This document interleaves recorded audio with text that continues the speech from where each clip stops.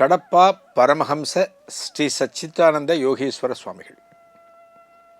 இவரை எளிமையாக என்ன சொல்லுவாங்கன்னா கடப்பா சுவாமிகள் அப்படின்னு சொல்லுவாங்க. கடப்பா ஆந்திராவில் இருக்குது. ஆனால் பாருங்கள், இந்த மகான் அவதாரம் பண்ணது நம்ம தமிழ்நாடு, எங்கே காஞ்சிபுரத்தில். இவரோட அப்பா பேர் சோமசுந்தரம், அம்மா பேர் விசாலாட்சி அம்மா. 1865 பிறந்தார். 1865. 1957 சித்தியானார்.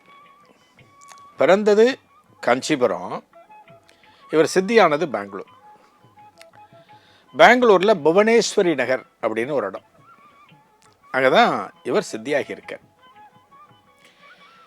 இந்த மகானுடைய வாழ்க்கை நமக்கு எதை சொல்கிறது அப்படின்னா, யோகா அப்படிங்கிற ஒரு அற்புதமான கலையில் இந்த மகான் எந்த அளவுக்கு தேர்ந்து விளங்கினார் அப்படிங்கிறத சொல்கிறது.